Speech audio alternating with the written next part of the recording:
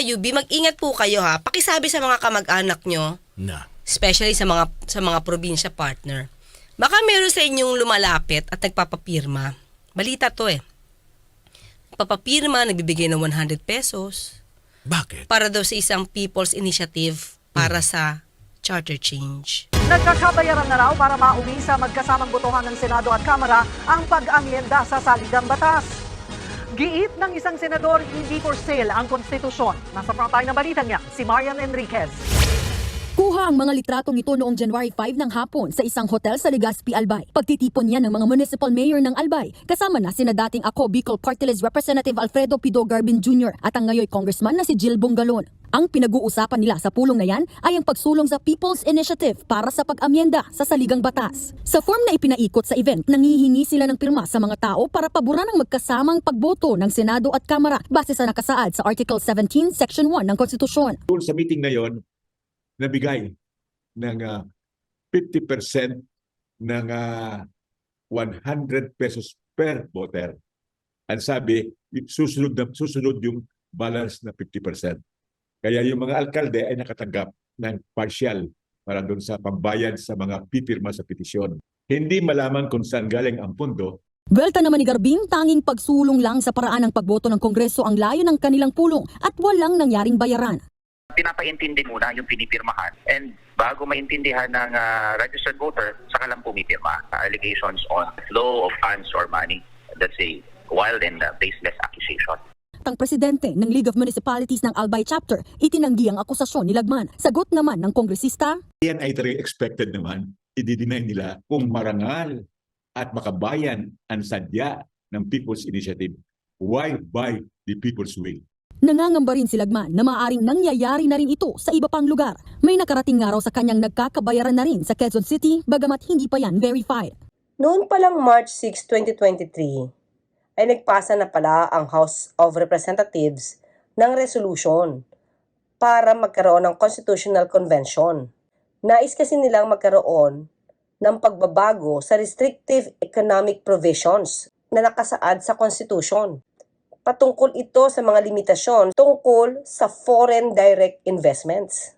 Malamang nandito, malamang ipapasok nila yung proposal na pati ang foreign nationals ay magkaroon na ng pagkakataon at karapatang bumili ng lupa sa Pilipinas. Kasi yan ang nadinig natin mula kay Congressman Richard Gomez. Sa pagkarami-raming taon, ngayon lang po natin nakita na yung both houses ay gumagalaw para amendahan itong konstitusyon na ito. Saad naman ni Senator Padilla na ang 1987 Constitution ang palakid sa pag-unlad ng bansa. Kaya gumagalaw sila ngayon para luwagaan ang economic restrictions nito. At ano ang dahilan? Bakit tayo huli ngayon? Dahil tayo'y nakakulong sa 1987 Constitution. 1987, 2023, tanga na lang ang magsasabi na hindi nagbago ang takbo ng mundo. AI na nga, artificial intelligence na, internet na. Ayon kay Congressman Goma, mismong si House Speaker Martin Romualdez na nagsabi na handa silang sundan ang CONAS ng Senado. In this case, nasa CONCON kami, and then sa Senate CONAS. Pag hindi pareho yung lakbay namin, magkikita naman to sa BICAM. And sa BICAM, they will come out with a resolution, and the Speaker said that if the Senate will come out with a version na CONAS, then we will go for it. May paglilino naman si Kong Goma sa mga senador na takot raw sa tsaktsa dahil baka mawalan sila ng pwesto sa gobyerno. Now, some of the fears na napag-usapan, na naririnig namin, pero hindi naman namin napag-usapan sa public consultation namin, yung fear ng Senate na mawawala sila, na i-abolish sila. Hindi ko totoo yan. That was never taken up. And it will never happen. Isa yan sa gusto niyang ipabago sa Constitution. Pero itong resolution na ito ay kailangan ng approval ng Senate. Pero tumanggi itong si Senate President Miguel Zubiri at sinabi na kalahati ng mga senador ay hindi pabor sa Constitutional Convention at hindi nga daw nila priority ang pagbabago sa ibang provisions ng Constitution. Dito sa ating bansa, may tatlong pamamaraan para mabago ang provisions or magkaroon ng revisions sa ating Constitution. Ang isa rito ay ang Constitutional Convention or yung CONCON, kung saan magkakaroon ng eleksyon para sa mga delegates na siyang magdadraft ng amendment sa Constitution. Pero sinasabi nga nila, ang Constitutional Convention, pati na yung plebiscite's ratification, mas malaki ang gastos kung ikukumpara sa Constitutional Assembly. Paano naman yung Constitutional Assembly? In a Constitutional Assembly, members of the House and Senate shall convene and decide the constitutional amendments themselves. Yan ang pagkakaiba niya sa Constitutional Convention. Kumbaga, yung miyembro ng House at miyembro ng Senate ang siyang magmi-meet, magko-convene, at silang babalangkas ng amendment sa Constitution o gagawa ng revisions sa ibang provisions sa Constitution. Samantalang yung Constitutional Convention ay magkakaroon ng eleksyon ng representatives para siyang gumawa ng draft para sa bagong konstitusyon o sa pag-amyenda ng ilang provisions sa konstitusyon. Sabi nga sa ating batas, hindi aandar itong Constitutional Convention kung hindi naman aprobado ito ng Senado. So ngayon, syempre, nawawala ng kamay ang House kung hindi sasang-ayon ang Senado. Kaya ngayon, People's Initiative naman ang binabalak nila. Ano ba itong People's Initiative? Ang People's Initiative ay isang pamamaraan kung saan yung mga pagbabago sa konstitusyon ay diretso ipopropose ng mga tao through initiative upon a petition. Kumbaga sila ang siyang magsasabi kung ano ba talagang provisions ang gusto nilang mabago sa konstitusyon. Ang sabi sa Republic Act 6735, the public can propose constitutional amendments through a people's initiative by lodging a petition signed by at least 12% of total number of registered voters. Each legislative district must also be represented by at least 3% of the registered voters. So dito kailangan talaga ang pirma ng mga tao para mabuo itong sinasabing at least 12% of the total number of registered voters. At pati yung bawat distrito ay dapat represented by at least 3% of the registered voters.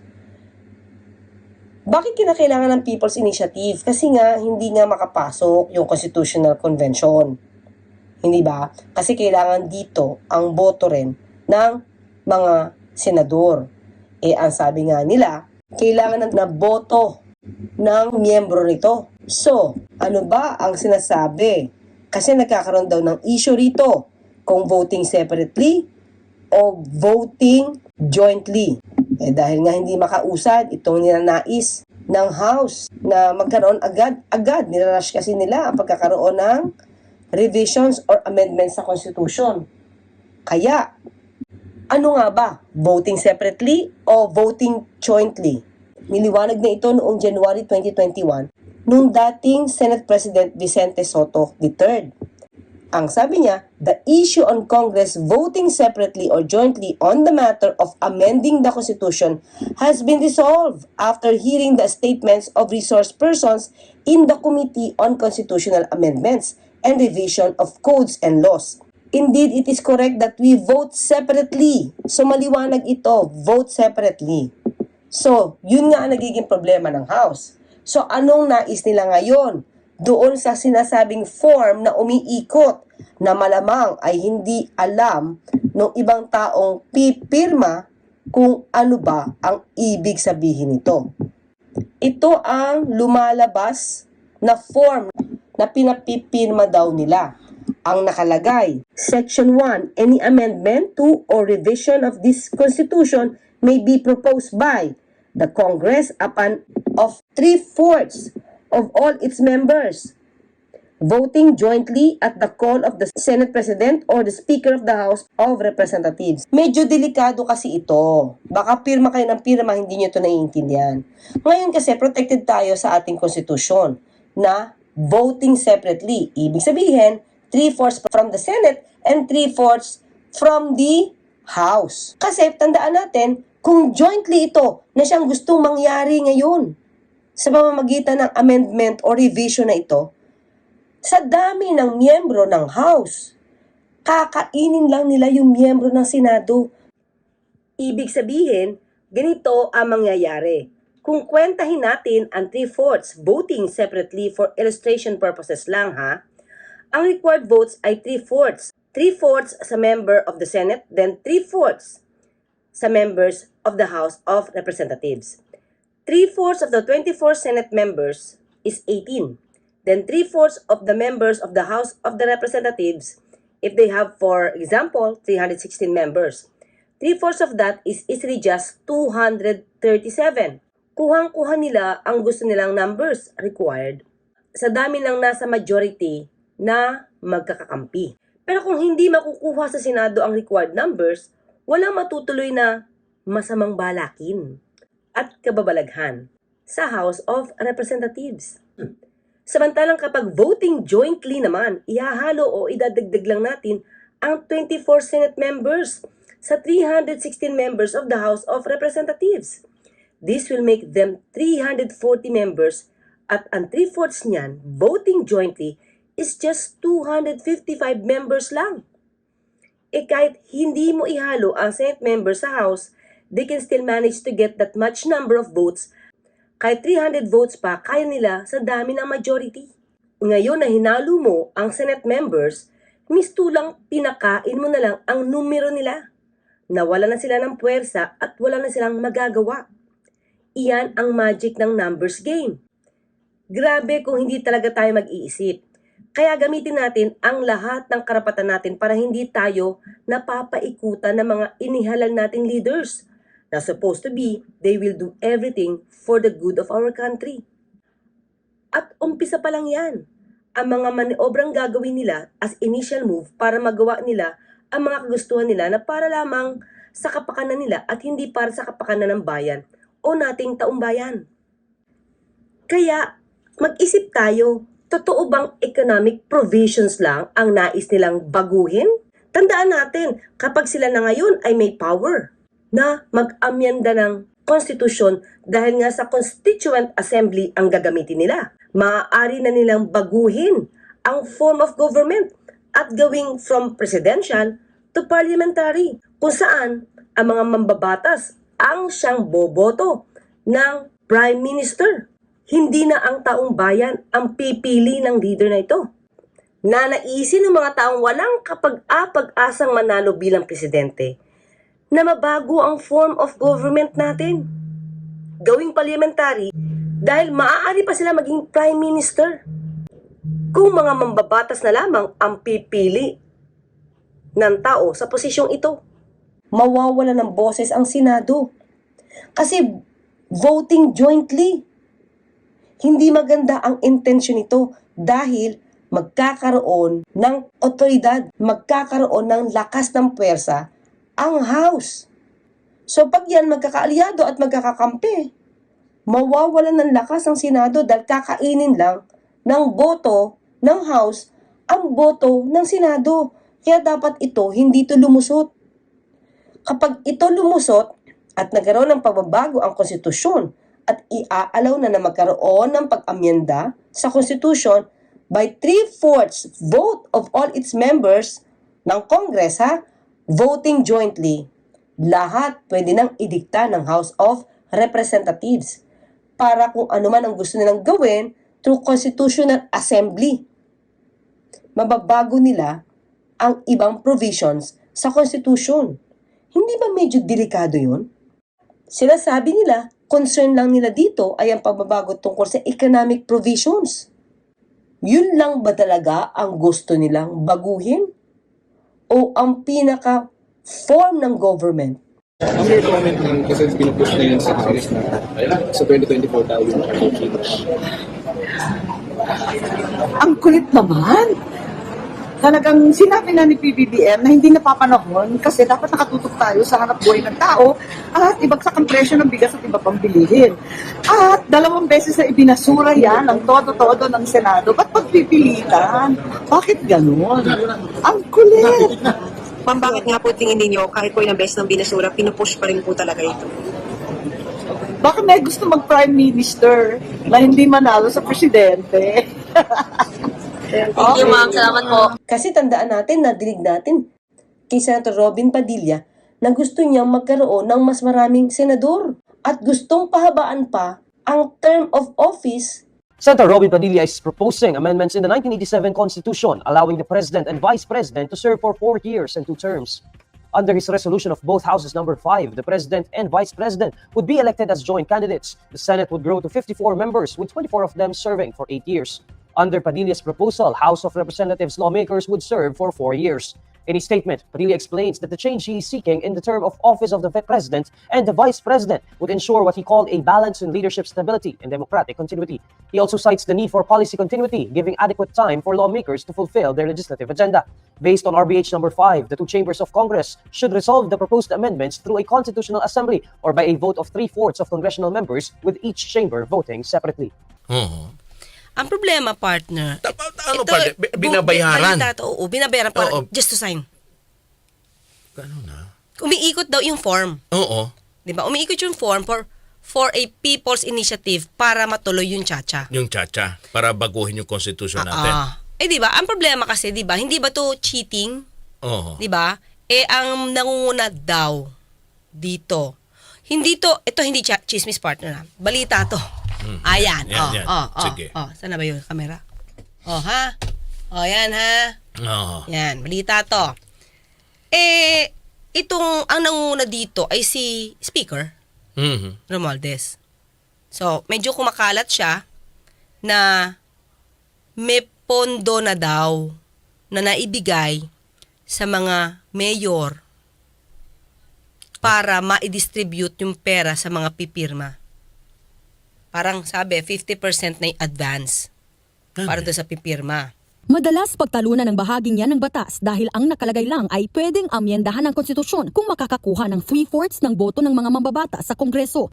Mangyayari ang gusto ni Garbin at Bongalon na voting jointly o magkasamang pagboto kung represented ang kanilang People's Initiative ng 3% ng registered voters kada legislative district alinsunod sa batas. Pero giit ni Albay 1st District Representative Ed Selagman, kung magkasama ang pagboto, lugi ang 24 na senador kumpara sa higit 300 na kongresista. Nagsumbong din daw kay Lagman ng ilang alkalde na may namimigay daw ng pera sa pagtitipon kapalit ng pirma ng mga registered voters sa kani-kanilang lugar para maabot ang 3%. 100 pesos daw kada boto ang bayaran. Tama ba yun? Kasi kailangan party ng bawat lugar. Oo, ng bawat populasyon. Specific place. Oo. Dapat sumang-ayon. Oo, na parang may pipirma. Sa pamamagitan ng pagpirma. Signature nila. Yes. Oo. Pero hindi, partner, yung ganong klaseng way, di ba, para makuha yung kanilang desisyon yan di ba? Yun ba ay kasama, partner, sa, yun ay nasa batas. Pero yung manner. Bawal yun. Kasi binibili mo. Babayaran mo, bibilihin. Yung boto. No. Kahit hindi boto, yung pagsang-ayon, partner. No. Parang gano'n na rin yung partner Kasi, paano ako kung hindi ako sang-ayon sa panahon ngayon, di ba? Sa hirap ng pera ngayon. 100, partner. Ano ba naman yan? Sige, 100, wala naman ako. Iniisip na ibang tao, sino ba naman ako? 1 tao lang ako, di pirma na. No. Pero, partner, pag nagkasama-sama yan, marami-rami pwedeng may magawang pagbabago and at the same time, baka pagsisihan. Di ba? Okay, partner, kasi ito lang nakikita ko. Kasi syempre nabanggit mo nga, partner, pagsisihan. Bakit? Kasi yung plano naman na baguhin ang ating constitution, yung mga provision, tama ba, partner? Yung economic provisions daw para sa ikauunlad ng ating bansa. Economic provisions lang ba talaga? Oo.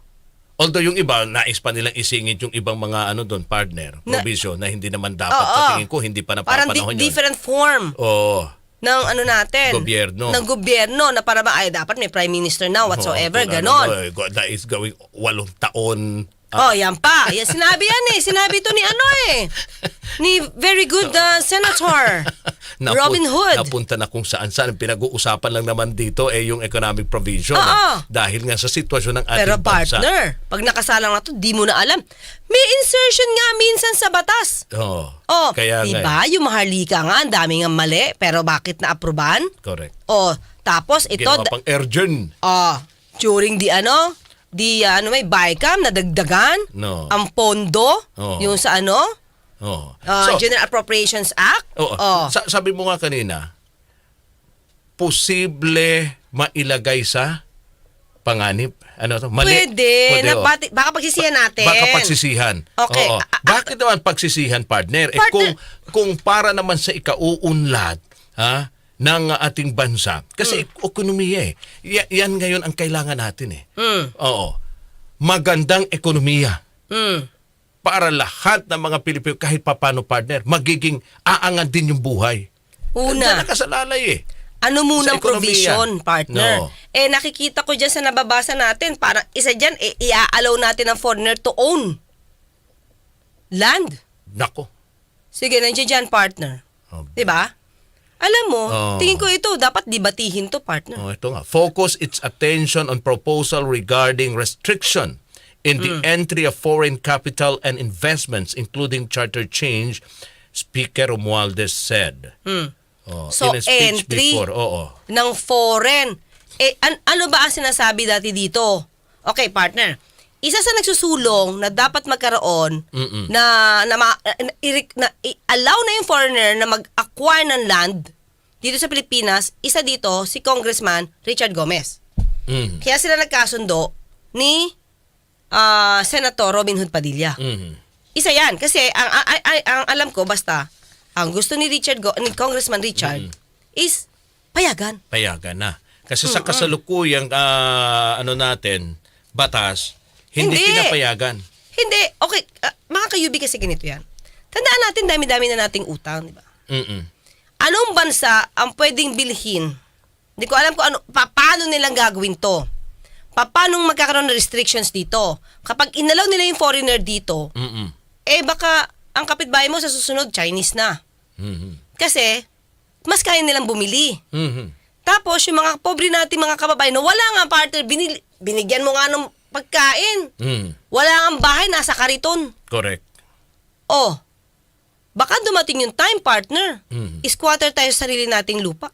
Dangerous and devious. That is how Attorney Christian Monsod describes the proposal to amend the economic provisions of the Constitution.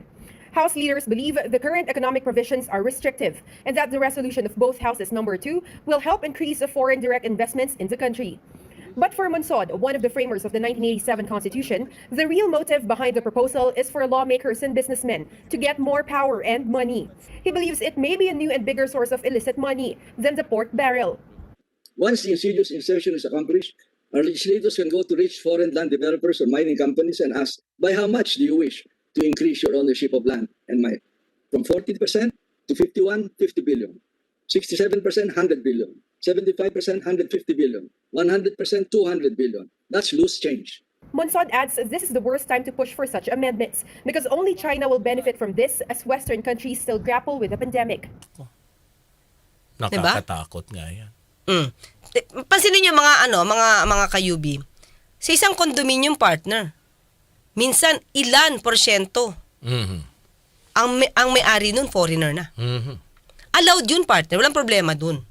Kasi allowed ang foreigner mag-acquire ng condominium. Okay. Walang problema yun. Kasi walang lupa yun. May lupa in a way, pero common ownership sila eh. Walang problema, partner. Oo, saka hindi niya talaga madadala yung lupa nun, partner, kasi hahatiin na lang yun in the future. Value na lang yun, di ba? Pero yung lupa mismo, partner, di ba?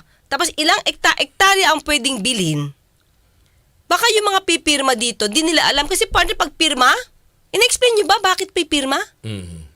Tapos binabayaran nyo daw ng 100 pesos kada pirma. That's cheating. Ay, sabi siguro ng okay, para wala lang issue ang West Philippine Sea. May batas naman pala kayong ganun. Bilhin na namin yan. See? Totoo, partner, di ba? Di ba, parang Ray? Para tapos ng issue, gumawa na kayo ng batas. Ito, kumbaga parang hindi rin pinapaya. Hindi, joke lang. Totoo, di ba, partner? Ito ang katwirang nadinig ko. Okay? Nung na-interview namin dati si Congressman Richard Gomez. Actually, magaling kasi siya magsalita eh. Nadadala ka talaga. Pero if you will think about it, ang sabi niya ganito, makakapagpasok ito ng malaking investment. Kasi yung mga foreigner, di na sila matatakot mag-invest sa Pilipinas kasi they will own the land. Pag in-own nila yung land, di ba, more workers daw ang pwede ito pating. Sigurado ba yan? Di ba nga nandito sa Pogo, di naman Pilipino ang mga worker. Siguro mga Chinese. Di ba? Sa akin lang, saka partner, if you really want to have an investment na galing sa foreign nationals or foreign companies, partner, pwede mong gawin yan nang hindi mo ibebenta yung lupa dito. O di mag-ano kayo? mag-long-term lease kayo, partner. Mm-mm. Para alam nila na pwede sila mag-invest dito. Let's say, bigyan mo ng 50 years Mm-mm. or 100 years. Mhm. Di ba? So, sagad-sagad na yun. But still, they cannot own Oo. the land. Ito, dapat sa Pilipino to, kahit ano mangyari. Oo. Sa susunod na mga henerasyon, dahil partner, sa susunod na mga henerasyon, baka wala silang lupa. Oo. Kasi alam mo, pag may ang mga negosyante din, yung ilang mga negosyante, even the foreign investors, partner, isa yan sa mga paraan na makakatipid sila. Na imbes na bayad ng bayad sila, partner, di ba? Ng renta. At least, yung property sa kanila na. At may ano pa sila, partner, di ba? May na-invest pa sila rito sa ng kanila na yung property. Oo. So ganun yung iniisip ng mga foreigner. That's why ganito So, din partner, siguro ang partner, ang iniisip na paraan. Hindi yan bibili na maliliit. Oo, iniisip na paraan ng ating mga mababatas to encourage more investors to invest rito sa ating bansa. Kasi binibigyan na natin sila ng partner ng kumbaga ng pagkakataon. Sa karapatan Oo. na mag-own ka na para kang Pilipino dito. Oo. 'Di ba? Kasi daw sa ibang bansa ganon, partner. Oo. Pero tandaan natin, how can you invite investors kung yung ilaw nga, energy nga, partner, tama ba ako? Sa Visayas ba yon? Oo. Dwindling. Parang 45 million yung naging cost. Mhm. Energy to. Partner, ano na ba nagawa sa energy, mga kayubi? Mhm. Patungkol dito. Sino ba ang chairman ng komite na energy? Mhm. Ba't parang wala nagagawa? Sino nga ba? Sa Senado. O, di ba?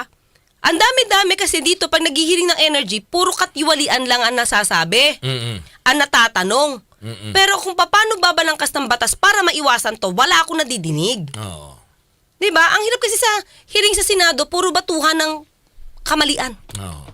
Dapat, pagkapukol mo, dapat meron ka sarili mong pwedeng gawing batas. Hindi yung, ito gusto ko, ito gawin mo, ito gawin mo. Di pwede May ganun. solusyon. Yun May solusyon. Oo. Sabi ni Addictos Rex. Nako, squatter nga, labas na natin dyan. Hanggang bukas magkita at magkarinigan tayo. Ako po sa Atty. Claire Castro, nagpapalalang, huwag tulugan ang inyong karapatan. Mga kasama, abay sama-sama uli tayo bukas, alas 8 hanggang alas 9 ng gabi. Kasama pa rin ang ating nag-iisang abogada ng bayan dito po sa ating palatuntunan, ang Usapang Batas!